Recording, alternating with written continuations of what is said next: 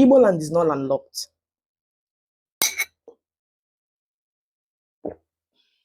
Following the good news about the proposed inland water seaport at Azomini, some mischievous persons have been saying that Igbo land is landlocked. My darlings, Igbo land is not landlocked. Southeast might be landlocked, but Southeast is not the true extent of Igbo land. You know, I always laugh when people ignorantly say that Igbo land is landlocked and doesn't have access to the sea. Especially all these Yari baboons, Ronu, lots. That's completely spurious and blatantly misleading. Igbo land is not and will never be landlocked. A landlocked state or landlocked country is a sovereign state entirely enclosed by land, or whose only coastlines lie on closed seas. Now that we've known what a landlocked country is, I will explicitly explain why Igbo land is not landlocked. Let's go. 1. River Niger, one of the 2 largest inland water bodies in Nigeria, passes through Igbo land, connecting the 2 most important cities in the region, Asaba and Onitsha, together. River Niger then journeys downwards relentlessly through other Igbo villages down to the Niger Delta, where it empties itself into the Atlantic Ocean. You all should understand that there is difference being landlocked and having access to the sea. A big difference. For instance, the London area is completely landlocked, but London still controls much of the UK shipping activities through the several river ports built on the River Thames. River Thames runs through the center of London, emptying itself into the ocean. Some of you ain't sense. You will just come online, spew spurious narratives, inside your room. This is not 1969.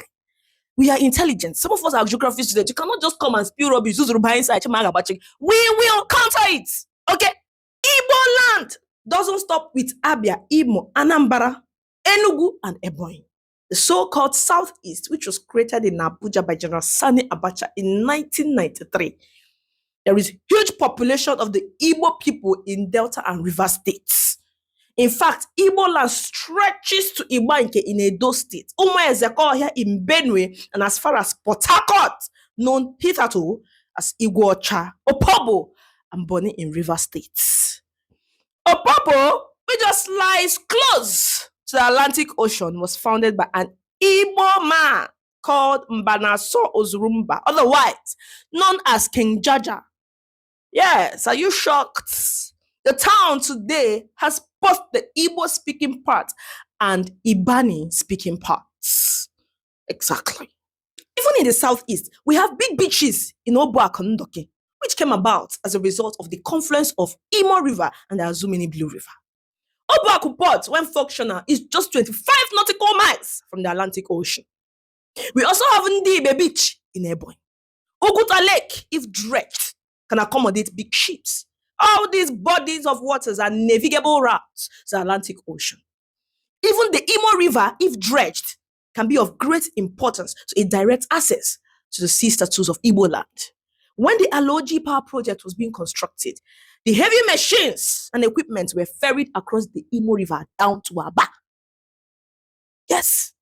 Listen, we all can't wait to have the Azumini or Obuaku ports, whichever it will be called, come to life. For the naysayers, just stand by and watch. See, my happiness is that Abia struck gold in Governor Alex Oti. And like I always said, Alex Oti, we go Chiregawa. Oh, Chichegen Manaho. We love you. Mwah.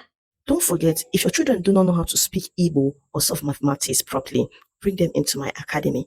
If you're seeking for proof of funds assistance, come, I'm going to help you. If you want to learn how to create content and edit videos, I am also here for you. We have lands available for sale across Igbo regions. Send me a DM. And if you also want to travel for your work visa, student visa, I am also available. See you in my DM. Bye.